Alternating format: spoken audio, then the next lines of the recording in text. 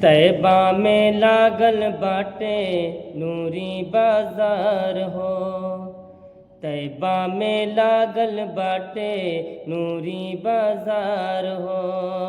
तैबा में लागल बाटे नूरी बाजार हो।